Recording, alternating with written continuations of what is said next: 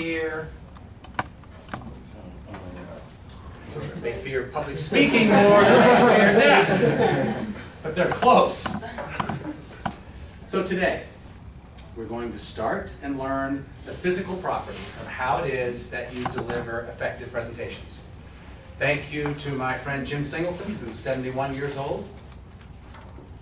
Actually, he's 72. His birthday was in December. Jim taught me all this, almost all of this. My dad taught me a little. And I used this my entire career, and it's made me a lot of money. Hopefully, when you're through with this course, you will have the same level of self-confidence. Your self-confidence level will rise extraordinarily. And you're going to need this because this is the image that you're going to be promoting to recruiters, to potential employers, to everybody you meet, because the camera is always on. Doesn't matter where you are, you, Mr. Hibbett, are projecting an image everywhere you go. And it's important for you to control that image because you are conveying something to others. If you're not in control, then you risk screwing up a first impression. And how many chances do you get to make a good first impression, Mr. Head? One time. So always make it a good one. Your next presentation will be the best one you've ever delivered. That's our goal. So how are we supposed to do this? Let's first talk about the importance of harnessing your energy. Every time you get up in front of an audience, that happens to me, same thing as everyone else, is the adrenaline starts to flow. Where'd that come from? At the base of your spine is connected the reptile brain, the old brain that's been with the Homo sapiens since we began to walk. And this old brain, this reptile brain, is in charge of making sure that you survive. So anytime there's the feeling that you're going to be attacked, out comes the adrenaline. Adrenaline flows through you. It gives you the energy and you fight or you flight. So that's what happens. Physiologically, we can't dodge it. So when you get up and your heart's pounding and you're nervous, it's all natural. You can't eliminate it. What you have to do is harness it. So how do you harness your energy? This is the first part of this course. I'm going to teach you how to do it. Once you learn it and you practice it, you'll have it. When I was 18 years old, I got my first experience in public speaking. Early one morning, my dad did this. Sound asleep? What's up, Pop? He said, now today's going to be your fourth meeting at the Rotary Club, you and your 3 friends. And he said, at the end of after lunch, they'll introduce you, and I want you to get up and thank the club on behalf of your fellow students. I said, Dad, not me. No, I can't do that. He said, yeah, you can. He said, you see this reaction you're getting? He told me, he was the first one that said, you fear public speaking more than you do death. So he said, here's the deal. Because everybody else is scared to do it, you won't be. And you'll be a step ahead. I said, oh, Dad. I said, well, how do I do it? He said, you're going to have to write out a speech and you're going to have to practice it. And he said, do you want the secret of being good at public speaking? Which, frankly, my dad was never good at it. He said, never refuse. And in 40 years, I refused twice.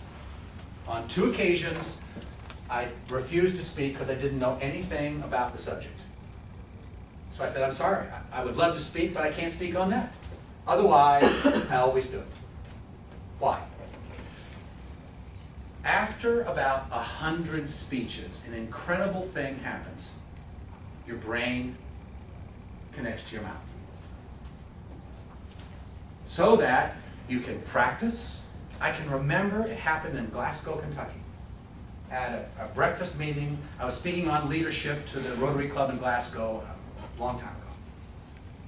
And I had my speech all ready, and I practiced it, and I got up, and I started talking, and all of a sudden, the speech that I had written down came out of my mouth. It wasn't exactly this, it wasn't memorized.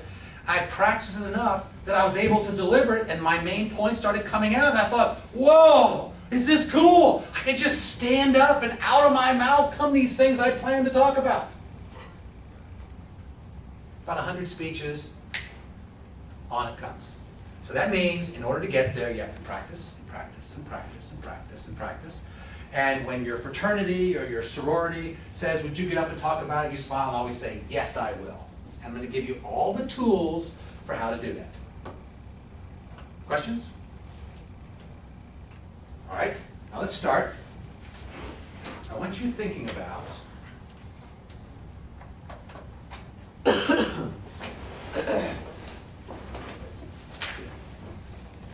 these are your goal sheets. Please take one. First thing first. On the left-hand side of the sheet at the top, put your name. Left-hand side, put your name. Do you have enough of them, Mr. Head? Left-hand side goes the name.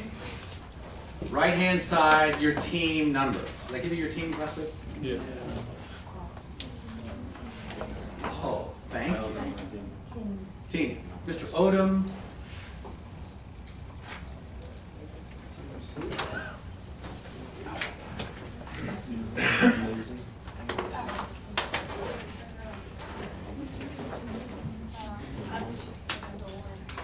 Odom is team 2. Mr. Hibbett. Mr. Fields, you're team 1. And Mr. Hibbett, you're on team I want to be on team. 6.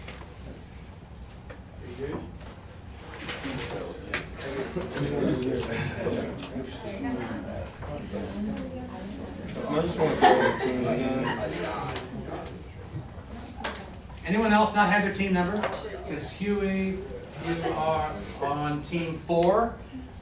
Jones is team 3. Mall is team 4. Wenger is 5.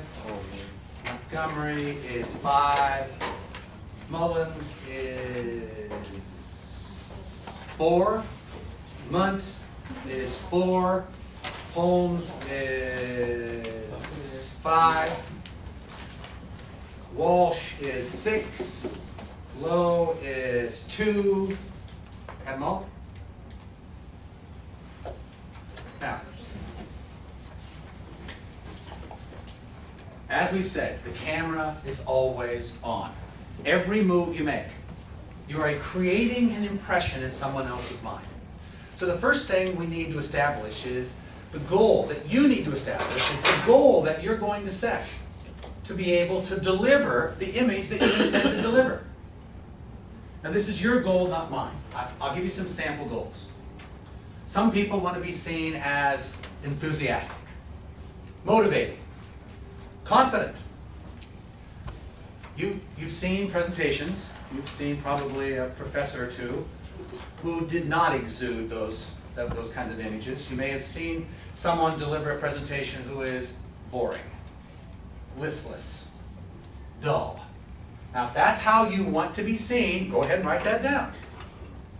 If not, you might want to write down confident, energizing, motivating, confident.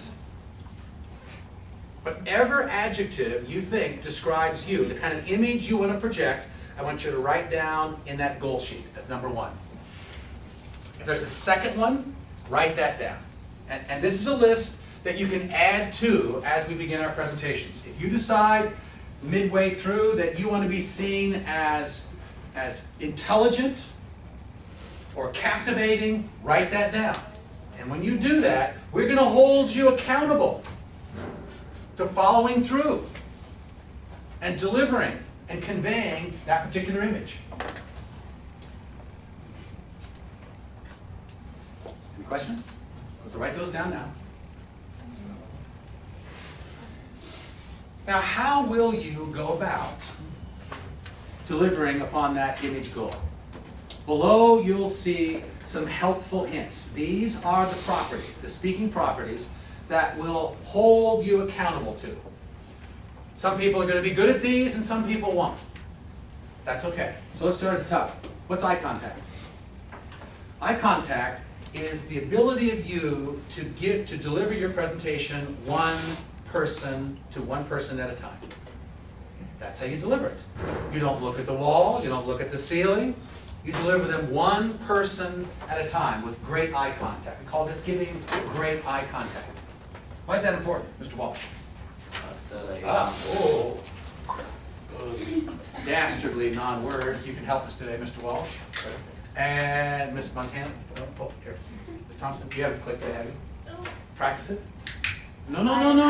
Oh, does anyone? I may have clicked before. Okay. Ms. Tate. Practice one.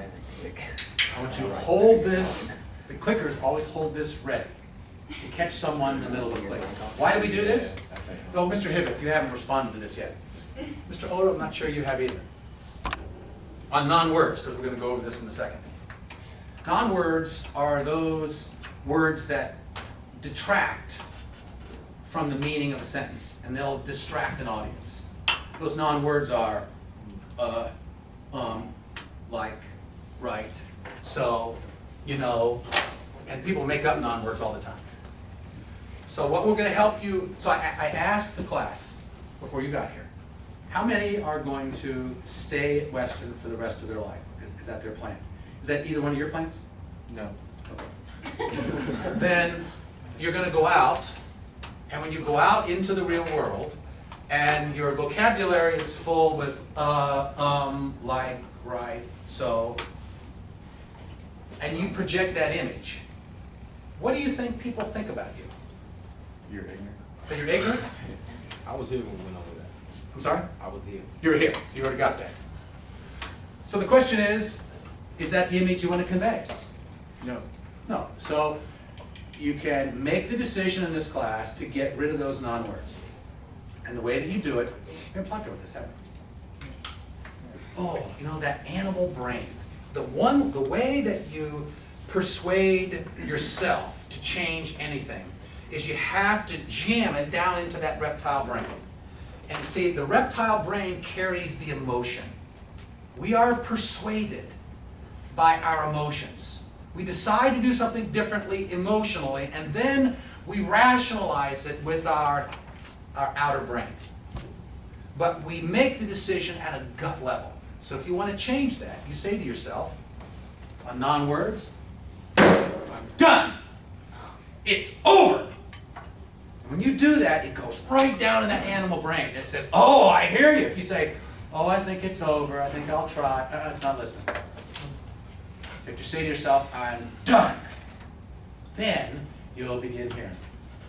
And then once you begin hearing those non-words, and we're going to help you with the clickers, you'll get rid of them. And then you'll have a much stronger sense of how to communicate, making sure that that message that you have gets across, and you'll be able to use the rest of the physical properties we have here. Number 2, after eye contact, is nervousness. Where does nervousness come from? Mr. Engel? Comes from your emotions. Emotions comes from your adrenaline. You're standing in, and so what happens is your body, the energy wants to get out. If you close your hands, you have a closed loop. Energy flows in and right back around. You got to get the energy out. You have to harness the energy. And some people will teach you to stand still. You can't. You're going to do this, and you can't stand it because the adrenaline's flowing through. So you move. And moving means you pace. You walk. You pace with a purpose. And you walk and talk. And you pause. And you use gestures.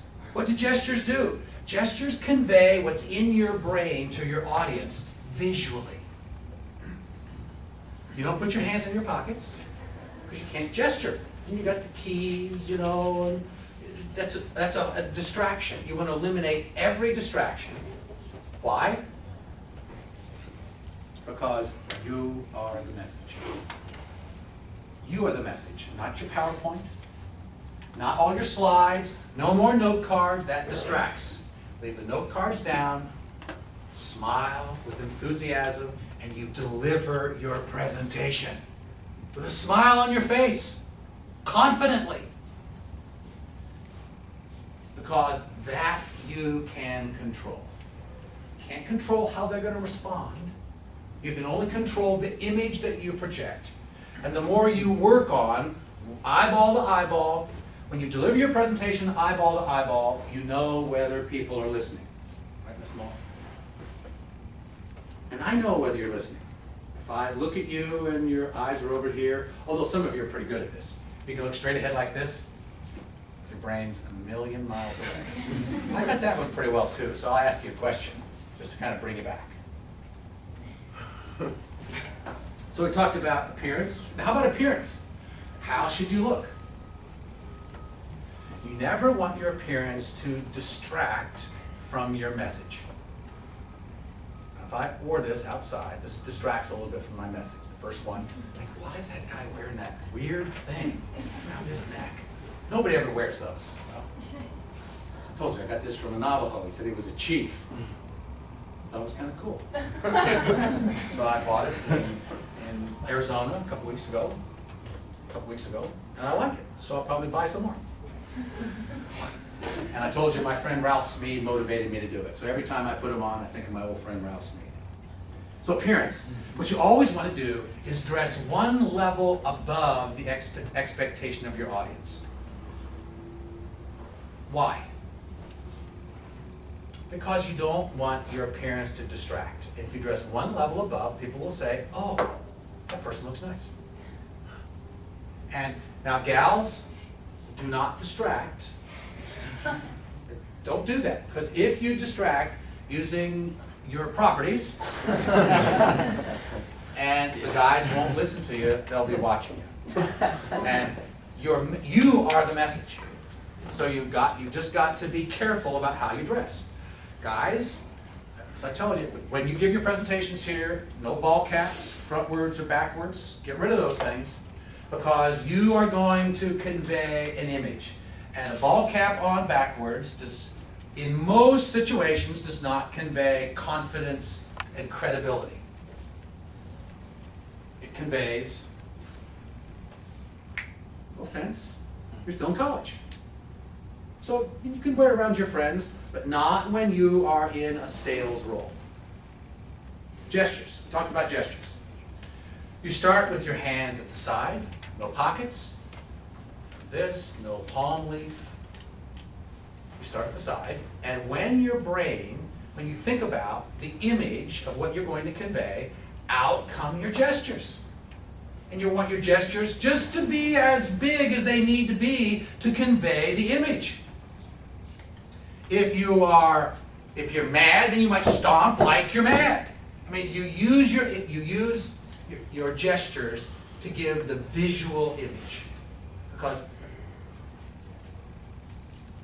the brain, the visual, how do I say this?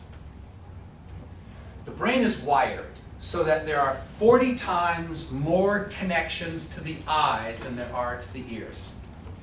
That's why you have to keep your presentations visual. That's why about 65% of communications comes across as body language. We listen, but we watch. Pacing and shifting. You're going to be nervous. You're going to have a tendency to do this.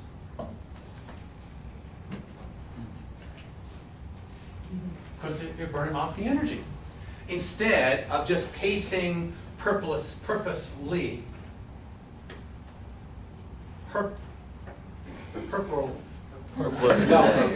Without purpose, thank you, Mr. Without purpose. Without purpose. You pace with a purpose. It means eyeball to eyeball. You walk to Mr. Mullins and give him a part of your presentation, and then you look over at Mr. Courtney, and then to Mr. Munt, then to Miss Ferguson, and you give your presentation eyeball to eyeball. How does that feel, Miss Ferguson? Like you're actually listening.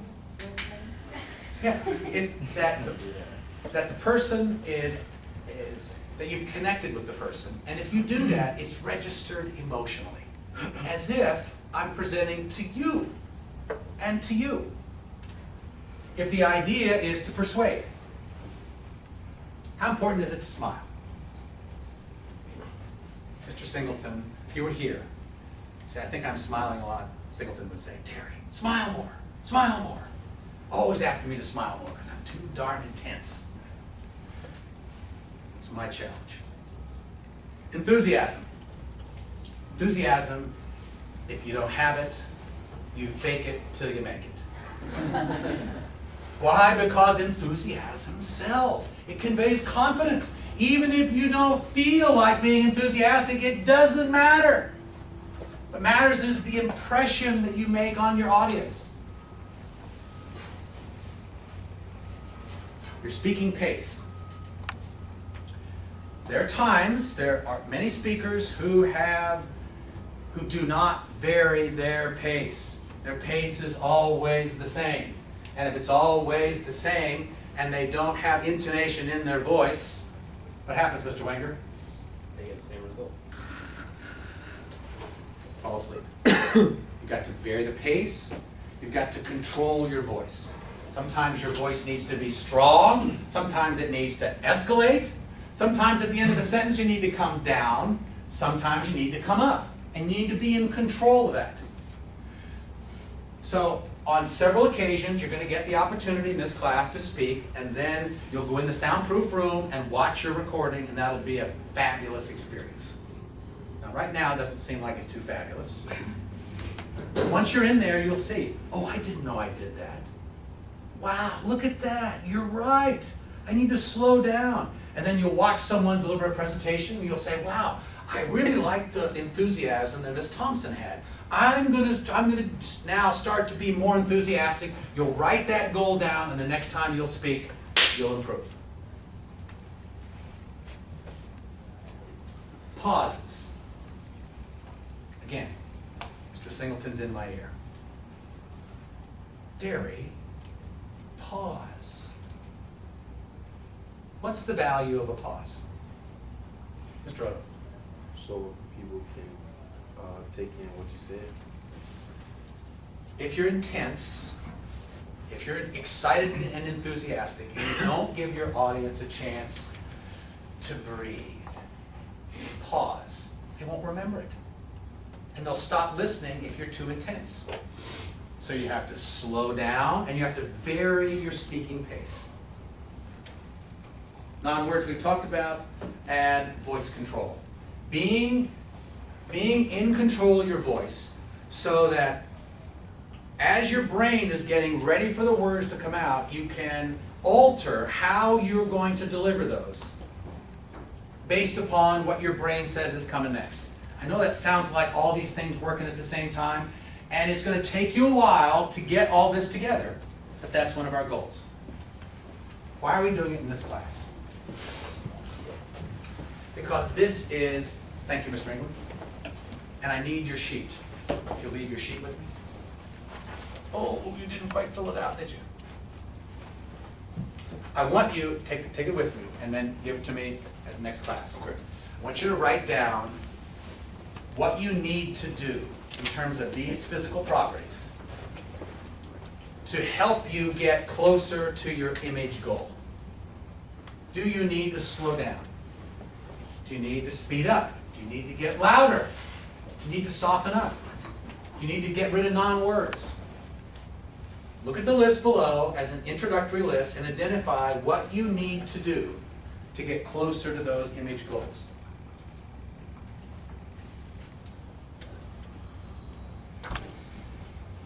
You need to move more. And this will be your starting list. You can always add to this.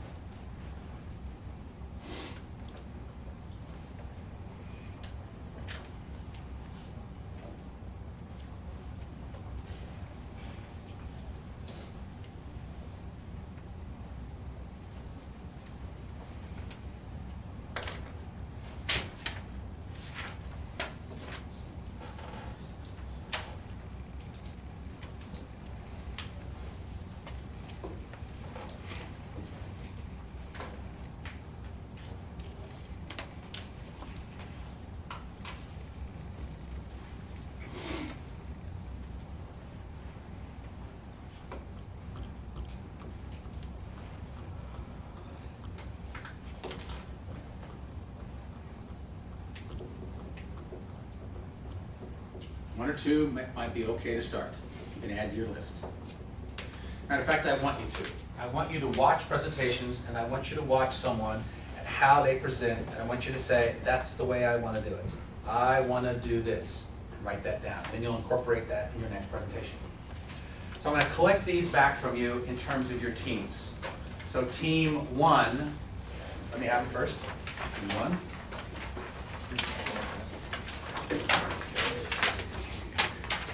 Team 2.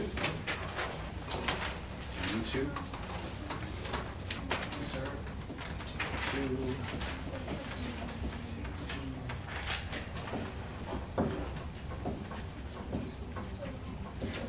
Team 3.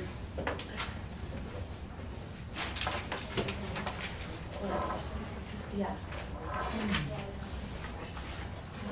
Team 3, Team 3, Team 4. 4 is here.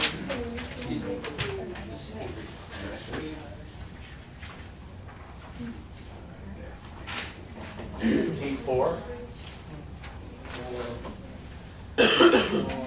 Team 4. Team 5.